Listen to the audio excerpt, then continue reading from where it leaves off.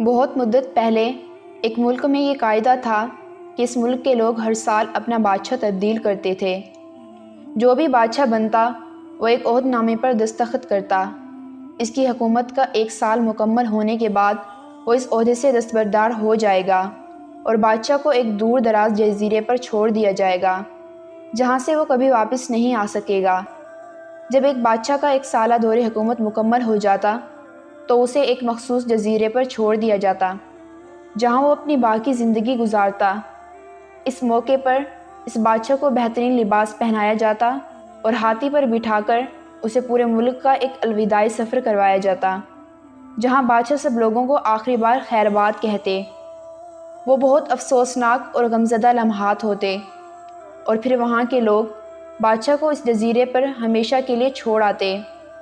ایک مرتبہ لوگ اپنے پرانے بادشاہ کو جزیرے پر چھوڑ کر واپس آ رہے تھے کہ انہوں نے ایک ایسا سمندری جہاز دیکھا جو کچھ دیر پہلے ہی تباہ ہوا تھا، اور ایک نوجوان شخص نے خود کو بچانے کے لیے لکڑی کے ایک تختے کا سہارا لے رکھا تھا۔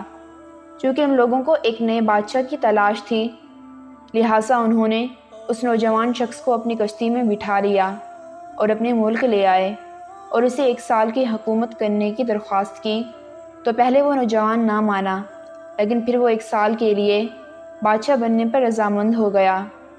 وہاں کے لوگوں نے اس نوجوان کو بادشاہت کے تمام اصول اور طریقے سمجھا دیے اور یہ بھی بتایا کہ 1 سال کے بعد وہاں سے فلاں مخصوص جزیرے پر چھوڑ آئیں گے۔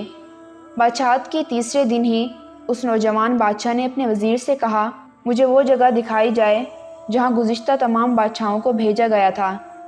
بادشاہ کی خواہش کا احترام کرتے ہوئے اسے وہ جزیرہ دکھانے کا اہتمام کیا۔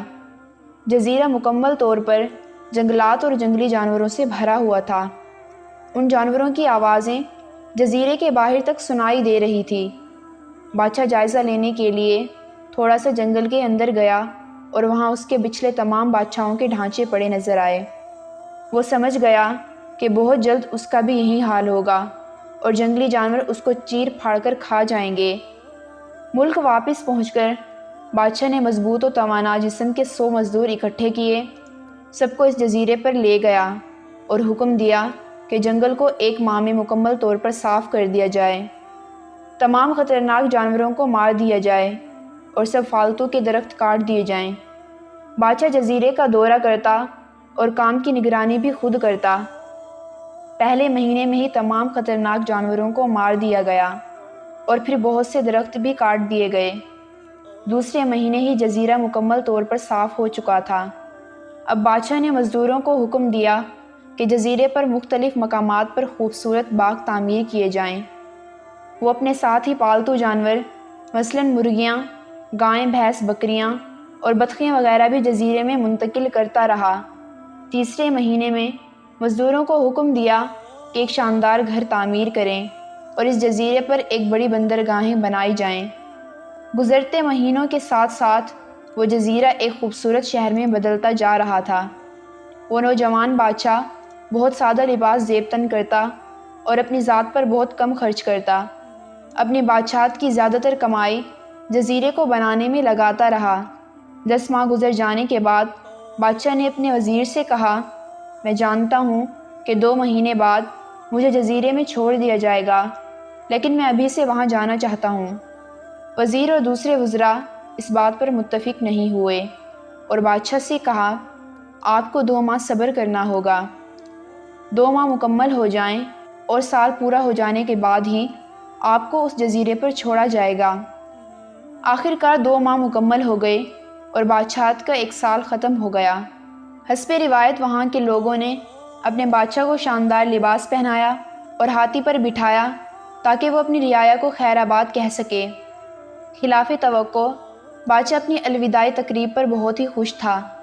لوگوں نے اس سے پوچھا، اس موقع پر تمام گزشتہ بادشاہ تو رو رہے تھے، لیکن آپ ہنس رہے ہیں، آپ کے اس قدر خوش ہونے کی کیا وجہ ہے؟